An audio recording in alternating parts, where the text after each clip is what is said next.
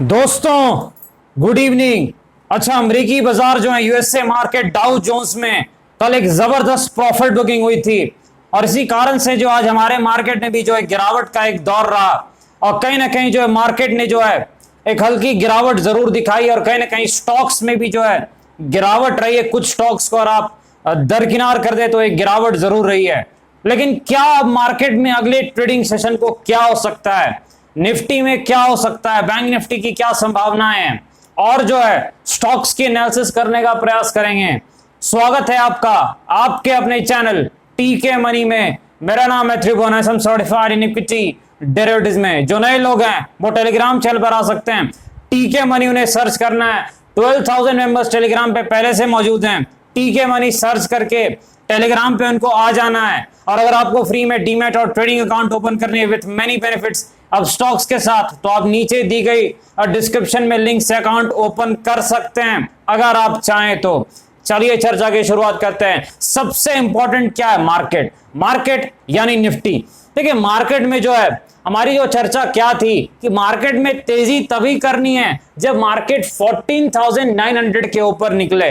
अच्छा हुआ क्या, कल डाउ जोन्स में एक जबरदस्त गिरावट रही। अमेरिकी बाजार में 550 पॉइंट्स के आसपास मेरे ख्याल से कुछ रिकवर जरूर किया था, शायद 470 पॉइंट्स के आसपास क्लोजिंग, लेकिन गिरावट तो रही और उस कारण से एक हल्की गैप डाउन ओपनिंग भी हमारे मार्केट में देखने को मिली।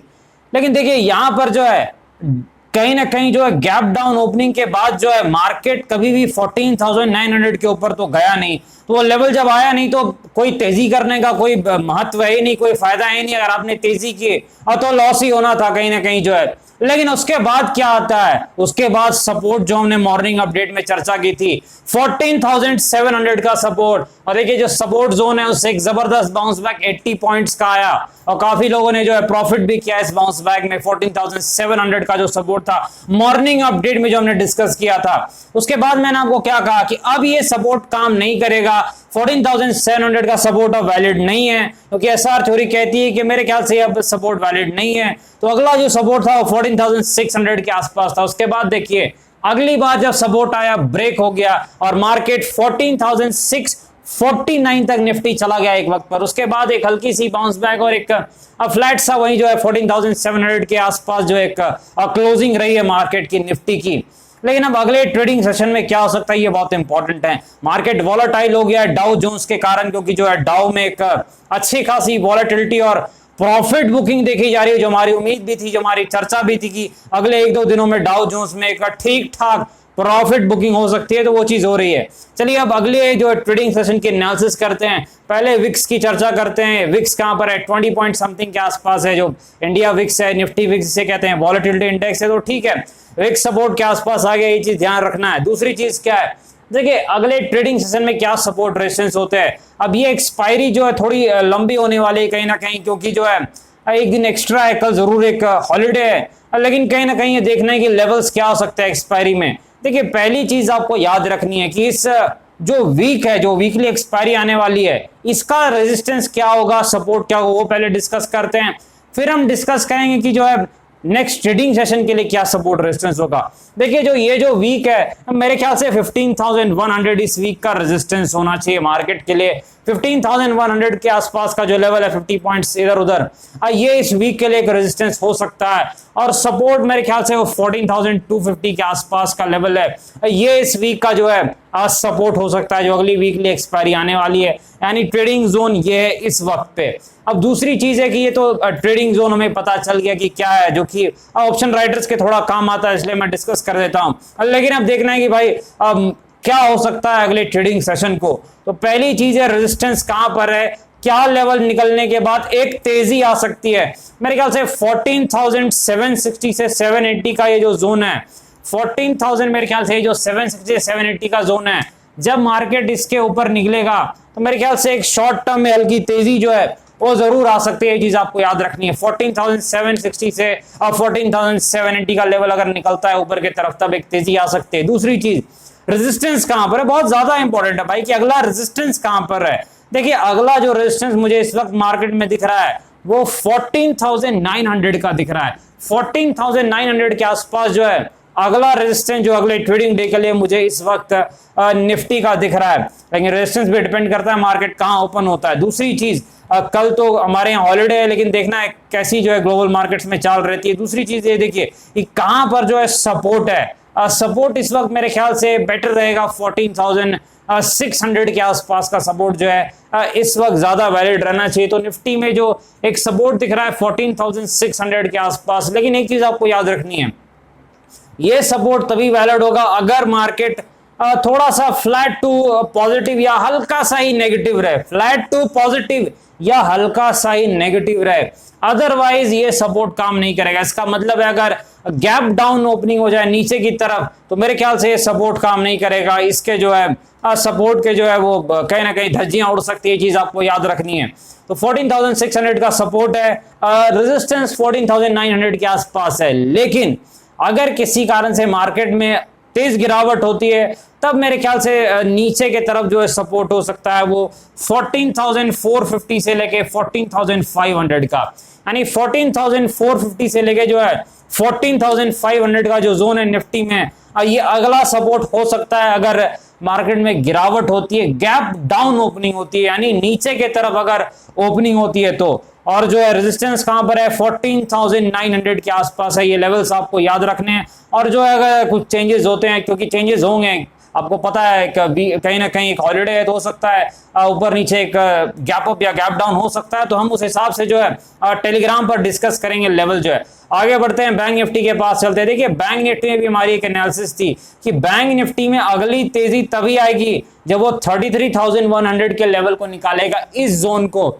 लेकिन आज क्या हुआ, उस जोन को निकालने का सवाल ही नहीं था, क्योंकि एक डाउ जोन्स की गिरावट के कारण हम नीचे खुले और फिर यहां तक पहुंचना मेरे ख्याल से वो एवरेस्ट पर पहुंचने के बराबर था, तो कहीं ना कहीं वो नहीं हो पाया। दूसरी चीज है कि बैंक निफ्टी में कहीं ना कहीं अब जो है सपोर्ट रेजिस्टेंस क्या हो सकता है।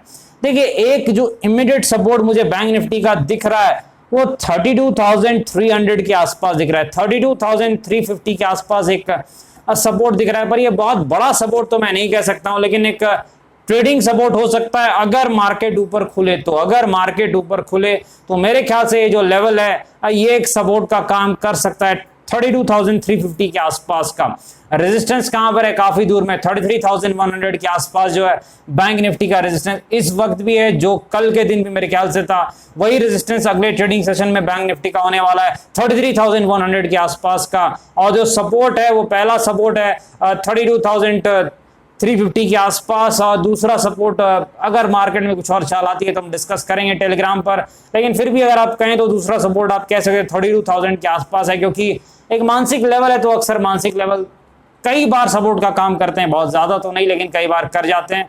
हम डिस्कस करेंगे अगर चीजें बदलती है। आगे बढ़ते हैं, स्टॉक्स के तरफ चलते हैं। देखिए हिंदुस्तान यूनिलीवर HUL हमारा फेवरेट स्टॉक, जब भी 2150 2200 के आसपास ही आता है, एक फंडामेंटली बहुत ही स्ट्रॉन्ग स्टॉक है, लॉन्ग टर्म कोर पोर्टफोलियो का स्टॉक है, बहुत ही अच्छी कंपनी है। जैसे ही 2150 2200 के आसपास आता है हम इसे पकड़ लेते हैं, 2400 2500 पे प्रॉफिट बुक कर लेते हैं। जबरदस्त ट्रेड है, 10-15% बड़े आराम से हर बार देता है। इस बार भी मेरे ख्याल से 2500 के रेजिस्टेंस से जो है HUL में गिरावट आई है, 2300 के आसपास आ गया है। अगर थोड़ी और गिरावट दिखाता है और मेरे ख्याल से धीरे धीरे फिर से बाइंग जोन के निकट आ सकता है, ये चीज आपको याद रखनी है। मेरे ख्याल से 2150 2200 एक अच्छा सपोर्ट जोन है HUL में। आप देख सकते हैं 2150 2200 के आसपास का जो जोन है ये एक अच्छा सपोर्ट जोन है, जहां से एक बाउंस बैक और अच्छी चाल ये अक्सर दिखाता है, तो एक अच्छा लेवल HUL के लिए हो सकता है।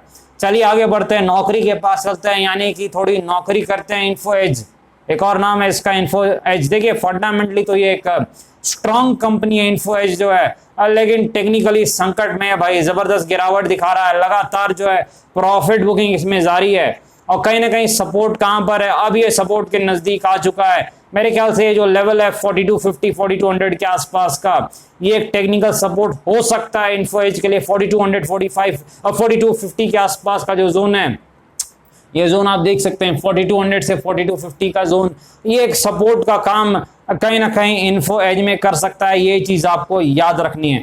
फंडामेंटली आपको पता है इन्फो एज एक अच्छी कंपनी है, लॉन्ग टर्म के लिए अच्छा स्टॉक है, कोई दिक्कत नहीं है, अच्छी मैनेजमेंट है, हाई क्वालिटी बिजनेस है। लेकिन कहीं ना कहीं गिरावट हो रही है तो सपोर्ट ही काम आएगा, बाकी कुछ तो काम आता नहीं है, आपको पता है गिरावट में सिर्फ सपोर्ट ही है जो एक स्टॉक को बचा पाता। आगे बढ़ते हैं, ट्राइडेंट के पास चलते हैं भाई। जबरदस्त तेजी ट्राइडेंट में आई है, उसके बाद एक अच्छी खासी प्रॉफिट बुकिंग आई है। पिछले बार जब ये दौड़ लगाया था मैंने कहा था 14.5 का लेवल निकालेगा, एक अच्छी चाल दिखाएगा। उसके बाद जब अगली एनालिसिस हुई थी मैंने क्या कहा था कि भाई अगला जो रेजिस्टेंस है मेरे ख्याल से दिख तो नहीं रहा है चार्ट पर, लेकिन आप 18, 20, 18, 20 के आसपास का लेवल एक रेजिस्टेंस मान सकते हैं और 19 तक ये गया है और उसके बाद एक प्रॉफिट बुकिंग आई है इसमें। अब इसका सपोर्ट कहां पर है, देखिए इसका जो सपोर्ट इस वक्त मुझे दिख रहा है 15 रुपीज के आसपास इसका एक टेक्निकल सपोर्ट है। 15 के आसपास आप कह सकते हैं 15.5 से 16, यानी 15-16 के बीच में जो है ट्राइडेंट का एक सपोर्ट है।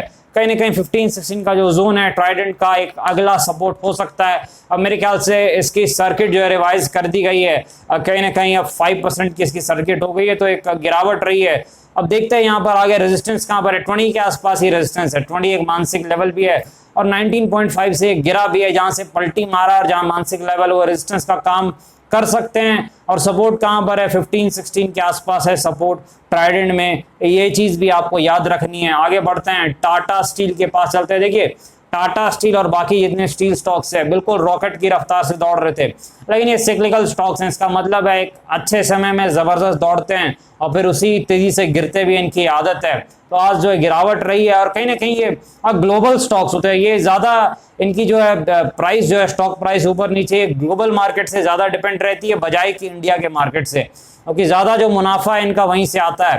तो जितने भी स्टील स्टॉक्स है, खासकर जो टाटा स्टील है, कहीं ना कहीं ग्लोबल मार्केट में अगर बिकवाली हो रही है, चाहे वो डाउ हो, चाहे वो कहीं ना कहीं जो है हांगकांग का मार्केट हो या फिर जो है यूरोपियन मार्केट्स हो, तो वहां पर बिकवाली से यहाँ भी जो है प्रेशर है, इसमें थोड़ी गिरावट टाटा स्टील में भी हुई है। और अगला सपोर्ट कहां पर है, मेरे ख्याल से 1100 के आसपास कुछ इसका एक सपोर्ट मुझे दिख रहा है।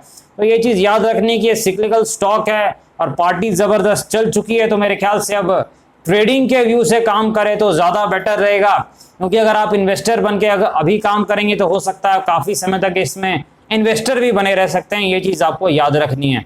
तो ये चीज आपको याद रखनी कि शायद एक 1100 के आसपास का सपोर्ट है, अगर सपोर्ट पर आता है तो फिर से हम इसके बारे में रिव्यू करेंगे टाटा स्टील के बारे में। लेकिन एक चीज आपको याद रखनी है, सिक्लिकल स्टॉक्स में जब तक पार्टी चलती है तब तक डांस करना है, लेकिन गेट पे खड़े रहना है। जैसे पार्टी अंत होती हुई दिखती है सबसे पहले निकल जाना है। क्यों? क्योंकि फिर वही होता है जो मैंने आपको पिछले बार बताया था। ये चीज आपको याद रखनी है सिक्लिकल स्टॉक में। पर टाटा स्टील अच्छी कंपनी है, टाटा ग्रुप की बहुत अच्छी कंपनी, इसमें कोई दिक्कत नहीं है। लेकिन सिक्लिकल स्टॉक जो है, कोई भी स्टील स्टॉक हो, मेटल स्टॉक और कमोडिटी स्टॉक, उनमें ये चीज होती है। ये चीज आपको हमेशा दिमाग में रखनी है, आपके बहुत काम आगे आने वाली है। चलिए आगे बढ़ते हैं। वोडाफोन आइडिया भाई याद होगा 8 रुपीज के आसपास का सपोर्ट था, हमने डिस्कस किया था। ये देखिए सपोर्ट जोन जो 8 रुपीज के आसपास का, और वहीं से एक जबरदस्त बाउंस बैक दिखाया इसने भाई वोडाफोन आइडिया में। आखिरकार वोडा आइडिया भी दौड़ पड़ा, चल पड़ा। सपोर्ट जोन ही वो एरिया था जिसने इसको दौड़ाया। आप देख सकते हैं सपोर्ट जोन 8 के आसपास था और यहीं से इसने जो है पलटी मार दी, सपोर्ट के आसपास से जो है ऊपर की तरफ दौड़ पड़ा है और एक अच्छी चाल दिखाई है इसने। मेरे ख्याल से 8 to 10% की इसमें मूवमेंट आई है। अगला इसका लेवल कहाँ पर है रेजिस्टेंस, मेरे ख्याल से अगला जो लेवल इसका है वो 11 रुपीज के आसपास है। यहाँ 10.5 से 11 जो है अगला रेजिस्टेंस हो सकता है वोडाफोन आइडिया के स्टॉक में, यानी 10.5 से 11 का जो जोन है ये अगला रेजिस्टेंस वोडा आइडिया में होगा। सपोर्ट तो आपको पता है 8 रुपए के आसपास है, 8 रुपीज के आसपास वोडाफोन आइडिया का सपोर्ट है। ये चीज आपको याद रखनी है, पहले मैंने आपको बताई भी थी, उम्मीद है आपको याद होगी। आगे बढ़ते हैं, आलोक इंडस्ट्रीज के पास चलते हैं भाई। दौड़ पड़ा सपोर्ट जोन से एक और, भाई सपोर्ट गजब है भाई, सपोर्ट जोन का गजब जादू है। कहीं ना कहीं स्टॉक्स यहाँ पर आते हैं और यहीं से पलटी मार के ऊपर चले जाते हैं। 18-19 के आसपास का सपोर्ट था, एक और अच्छी चाल 5 to 6% की चाल आज आलोक इंडस्ट्रीज में सपोर्ट जोन से बाउंस बैक आया है। और आपको पता है एक वक्त 8% के भी ऊपर था। और अच्छी न्यूज भी अक्सर सपोर्ट पर ही आती है, बुरी न्यूज रेजिस्टेंस पर आती है, यही मार्केट की चाल है।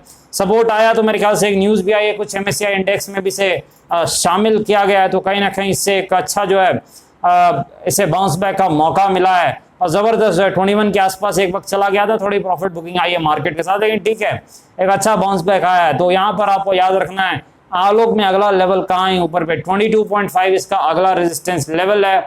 मेरे ख्याल से 22.5 क्लियर होगा तभी हम आगे की बात करते हैं, क्योंकि इससे आगे तो ये जाने में जो है नाकामयाब रहा है काफ़ी दिनों तक। 22.5 निकलता है तो फिर चर्चा करेंगे। बाकी जो है सपोर्ट 18-19 के आसपास है, जहां से इसने बाउंस बैक किया, जिसकी चर्चा हम काफ़ी दिनों से 18-19 के सपोर्ट की कर रहे थे। मुझे लगता नहीं है कि फिर से बताने की ज़रूरत है।